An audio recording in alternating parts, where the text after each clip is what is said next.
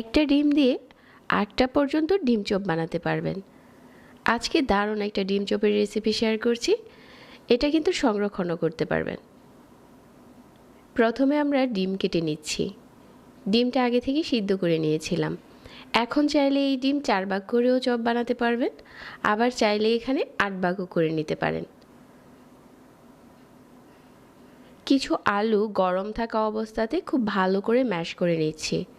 আলুটা গরম থাকা অবস্থায় ম্যাশ করতে হবে, তা না হলে কিন্তু আলুর মাঝে গুটি থেকে যায়। আলুটা খুব ভালো ম্যাশ হয়েছে। এখন আমরা এই আলুর পুরটা রান্না করে নিচ্ছি। চুলায় প্যান বসিয়ে 1 টেবিল চামচ রান্নার তেল আর 4-5টার মতো পেঁয়াজ কুচি দিয়ে দিচ্ছি। তেলের সাথে পেঁয়াজটা একটু নরম করে ভেজে নিচ্ছি।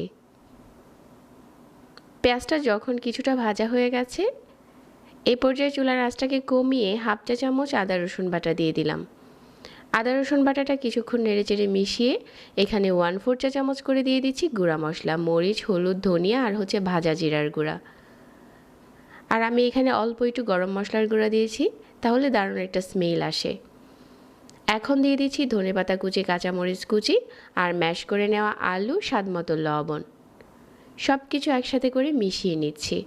আমাদের আলুর পুর রান্না হয়ে গেছে। আর এখানে নিয়ে নিচ্ছি কিছু টোস্ট বিস্কিটের গুঁড়া। এটা আমরা চিনি ছাড়া যেই টোস্টটা খাই ওই টোস্ট বিস্কুটের গুঁড়া। একটা ডিম ফেটিয়ে নিয়েছি। আলুর পুরটা ঠান্ডা হয়ে গেছে। এখন এখান থেকে নিয়ে প্রথমে হাত দিয়ে এরকম চ্যাপটা করে নিয়েছি, আর মাঝ বরাবর এরকম করে ডিমের স্লাইসটা দিয়ে সাইড থেকে এরকম লম্বা করে বানিয়ে নিচ্ছি। এখন সবগুলো যখন বানানো হয়ে গেছে, এগুলো প্রথমে আমি টোস্ট বিস্কিটের গুঁড়াতে গড়িয়ে নিচ্ছি এভাবে করে। তারপর ডিমে ডুবিয়ে নিচ্ছি।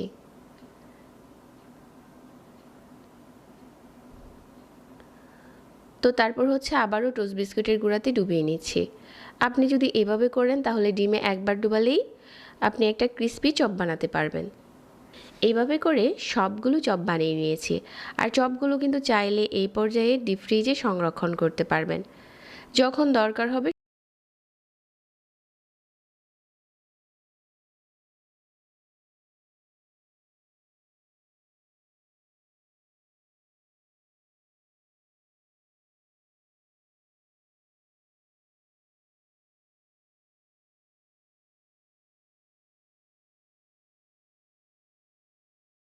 একটা জিপলক ব্যাগে ভরে রেখে দেন, 1 মাসের মতো ভালো থাকবে। চাইলে একদিন একটু বেশি করে বানিয়ে সংরক্ষণ করতে পারেন। আর একটা ডিম দিয়েই অনেকগুলো চপ বানানো যায়। ডিম চপের কালারটা কিন্তু এখন দারুণ এসেছে। ঠিক এই পর্যায়ে উঠিয়ে নিচ্ছি। এর থেকে বেশি আর লাল করতে হবে না। এটা চুলা থেকে নামানোর পর আরও কিছুটা কালার চলে আসবে।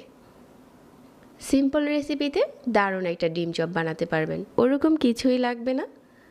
আশা করছি আজকের রেসিপিও ভালো লেগেছে। প্রতিনিয়ত সহজ রেসিপি পেতে পেজ ফলো করে রাখবেন, সেই সাথে আমাদের চ্যানেল সাবস্ক্রাইব করবেন।